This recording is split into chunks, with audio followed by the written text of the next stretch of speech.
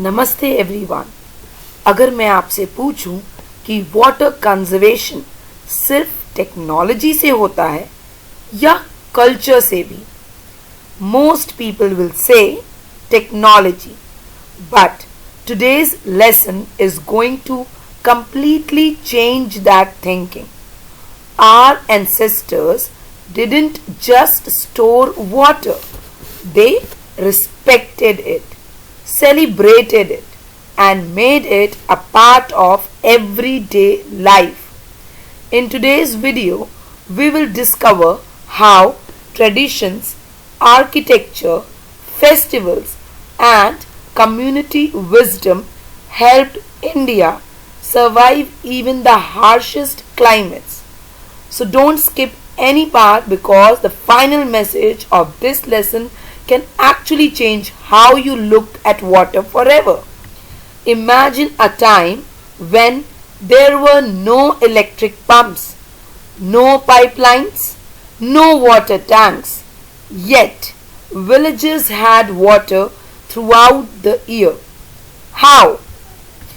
Because every drop of rain was treated like treasure. People built ponds, stepwells, tanks, and small harvesting structures. Notice something interesting. These structures were never made only by engineers. They were built by entire communities together. This tells us an important lesson. Water conservation starts with people, not machines. But India didn't stop there. Different regions developed their own unique solution. India is incredibly diverse. Deserts, mountains, forests, coastal regions. So naturally, one single water solution could never work everywhere. In Rajasthan, people built tanks and johats. In Kerala, they harvested rain according to heavy monsoon patterns. In Tamil Nadu, temple tanks became both religious and practical water sources. This is called hyper-local engineering. Instead of fighting nature, our ancestors understood nature. Now let's see how even desert managed to survive. Imagine living where rainfall comes only once or twice a year. Sounds impossible. Yet, people in desert regions survived for centuries. They built underground storage systems. Now, why underground? Because sunlight causes evaporation. Keeping water below the surface reduces water loss. Simple science and brilliant engineering. Sometimes the smartest solutions are actually the simplest. Now here is something fascinating.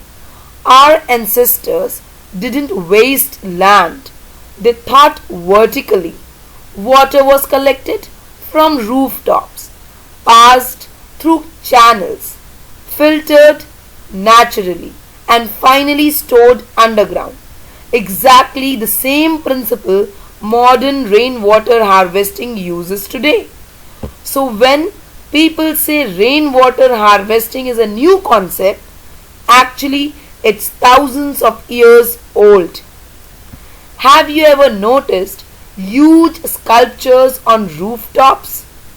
Most people think they are only decorative, but in many traditional buildings, these symbols represented identity, occupation, and local culture.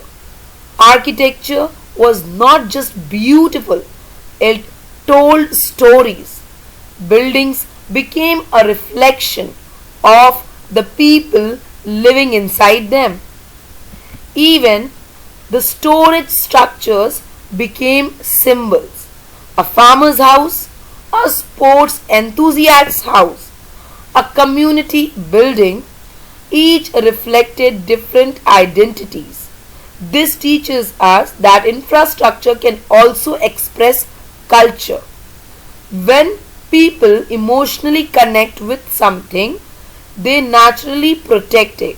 And this type of houses, this type of water tanks were mostly found in the state of Punjab. Every beautiful structure starts with planning. First comes the framework, then shaping, finally installation. Exactly like our own lives. Big achievements never happen overnight. They are built one step at a time. Now let's ask ourselves one important question. When we open a tap, do we really think about where the water came from? Probably not. That's the illusion. Water feels unlimited, but underground water is continuously decreasing. Climate change is making rainfall unpredictable. Population is increasing. If we keep taking water without conserving, one day the tap may open, but nothing will come out. And that's a frightening possibility. Water problems don't happen overnight. They happen step by step. Less rainfall, lower groundwater, reduced farming, food shortage, economic loss, migration, social conflict. One small problem gradually becomes a national crisis.